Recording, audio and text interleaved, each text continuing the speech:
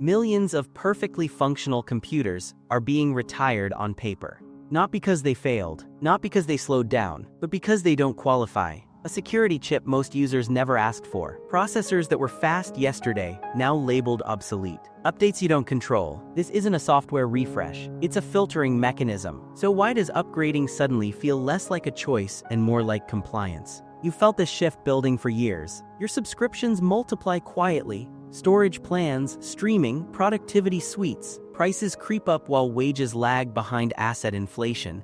AI is marketed as mandatory if you want to stay competitive. The housing market feels untouchable. Markets swing on narrative. Everything is becoming as a service. And now your computer joins the list. It still boots. It still runs your workflow. It still produces value. But it's no longer supported. That word matters. Supported means secure. Secure means compliant. Compliant means integrated. And integration is the real story. But here's what most people miss. Windows 11 is not primarily about user experience. It's about strategic alignment. For decades, Microsoft monetized through operating system licensing bundled with hardware. The model was transactional: sell a license, ship the machine, repeat every few years. That model peaks in mature markets. PC replacement cycles extended beyond 5 years, global unit shipments flattened, consumers delayed upgrades, margins compressed. Meanwhile, something else happened. Microsoft's revenue mix transformed. Azure became a core growth engine. Microsoft 365 subscriptions generated recurring revenue. Enterprise cloud services delivered higher margins and predictable cash flow. Investors rewarded stability over volatility. Recurring revenue models trade at higher multiples than cyclical hardware-dependent ones. Predictability commands premium valuation. So incentives shifted. The real driver isn't what you think. Windows 11's TPM2 requirement isn't cosmetic. It standardizes hardware-level encryption and secure boot chains. That allows enterprise-grade device attestation, identity verification, remote policy enforcement, and cloud-native security architecture. Forced updates reduce fragmentation. Fragmentation increases support costs and security risk. Standardization reduces both. Cloud integration deepens dependency on identity layers, Microsoft accounts, Azure Active Directory, device management frameworks. This is not accidental. The system isn't broken, it's behaving exactly as designed. If your long-term strategy centers on AI integration, you need a controlled, standardized hardware base. AI copilots rely on indexed data, synchronized identities, persistent connectivity, and telemetry feedback loops.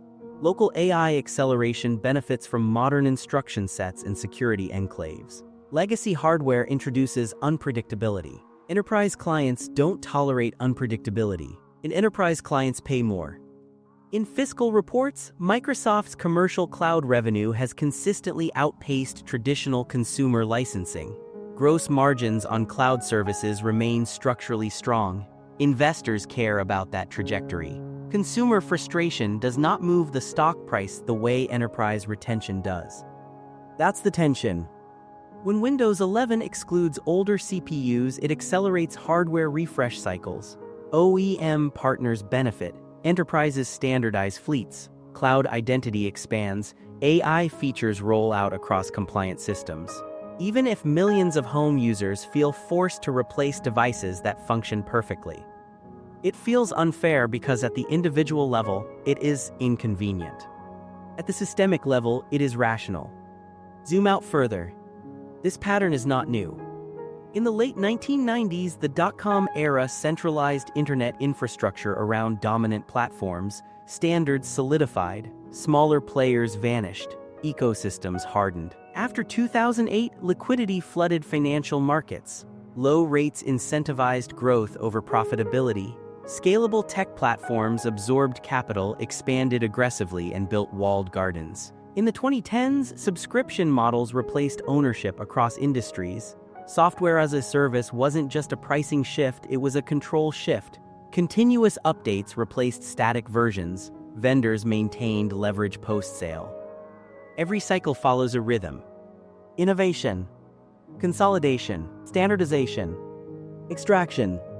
We are in the standardization phase of AI-era computing.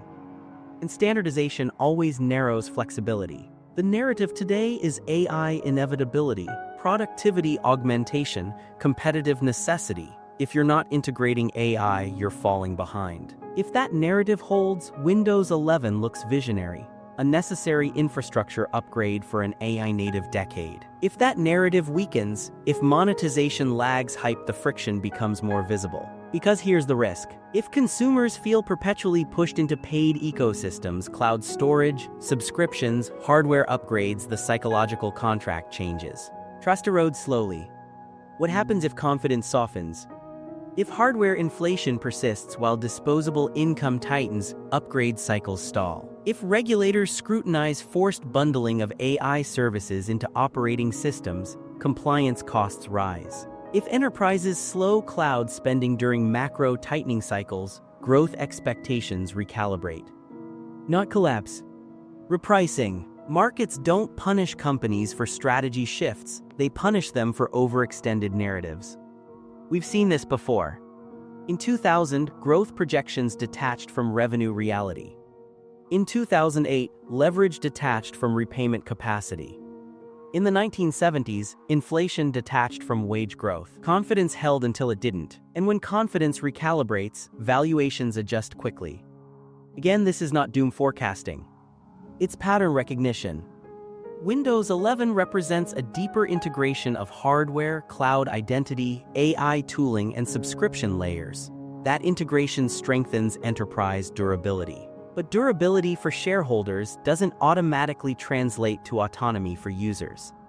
Here, where it becomes psychological.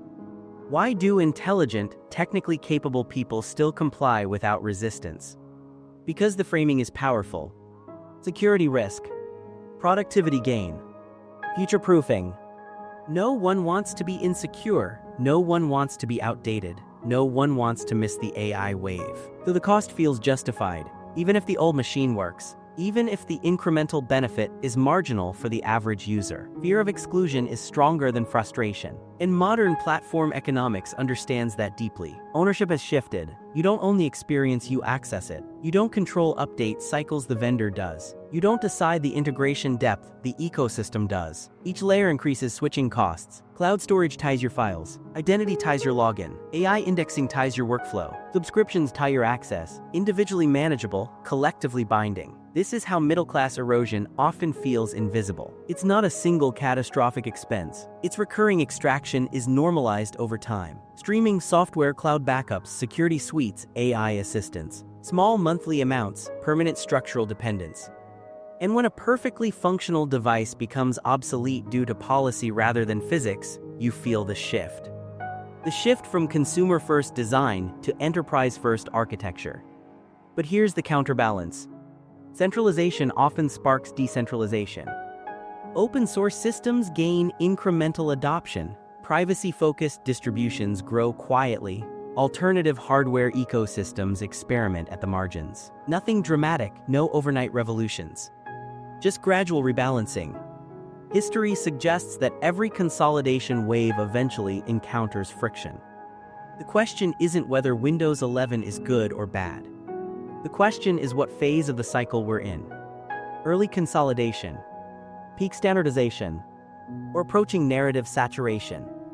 If AI productivity delivers measurable enterprise ROI, this ecosystem deepening looks justified. If AI becomes partially commoditized and margins compress, control mechanisms may feel excessive in hindsight. Either way, the strategic direction is clear. Personal computing is evolving into managed computing. Compliance over customization, integration over isolation, subscription over ownership. And that shift won't reverse easily. So when your device tells you it's unsupported, understand the subtext. It's not about performance. It's about alignment. Alignment with security frameworks. Alignment with cloud identity. Alignment with AI infrastructure. Alignment with recurring revenue models.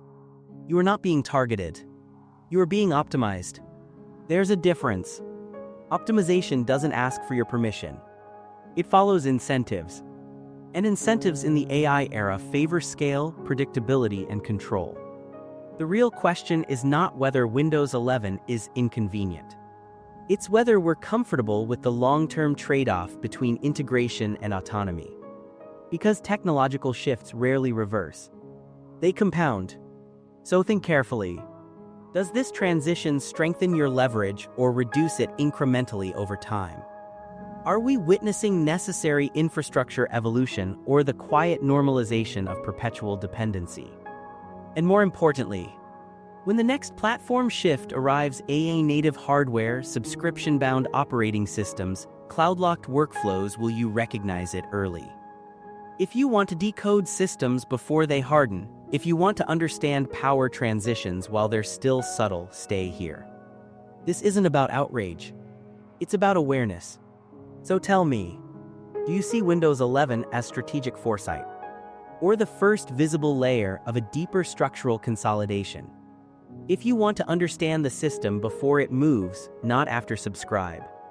Because the next upgrade won't just change your screen. It will redefine your leverage.